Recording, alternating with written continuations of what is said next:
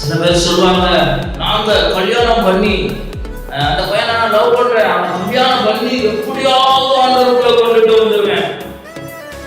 ஆனா கடைசியில பார்த்தா இவங்க போயிருப்பாங்க அந்த சைடு அவிசுவாசியா.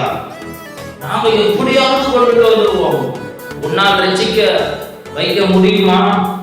உன்னால் ரட்சிக்க வைக்க முடியுமா? உன்னையே உன் ஆத்மாவையே உன்னால காப்பாற்ற முடியாது.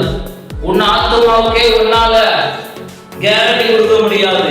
ஆனால் நீ அந்த இன்னொரு ஆத்மாவை ரட்சிப்புக்குள்ள வழிநடத்த முடியுமா? ரட்சிப்பு கர்த்தருடையது.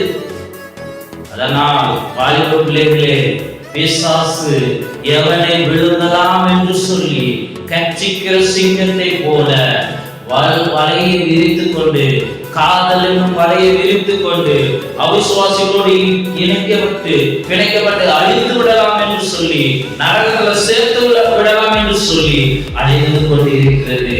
எச்சரிக்கையாயிரு. ஆண்டவராகிய இயேசு கிறிஸ்து சொல்லுகிறார், அவிசுவாசிக்கும் விசுவாசிக்கும் பங்கு ஏது.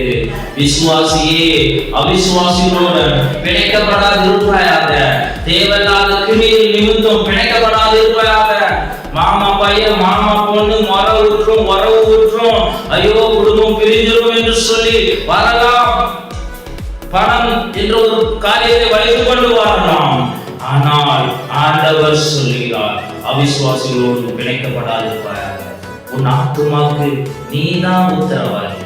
அவிசுவாசிகளோடு நீ பிணைக்கப்படும் பொழுது நீயும் அசுத்தத்தோடு போய் சேர்ந்து விடுவாய். எச்சரிக்கையாயிருந்து உன் ஆத்துமாவை காத்துக்கொள். விழித்திருந்து உன் ஆத்துமாவை காத்துக்கொள். இயேசு கிறிஸ்துவின் வருகை மிக சமீபம்.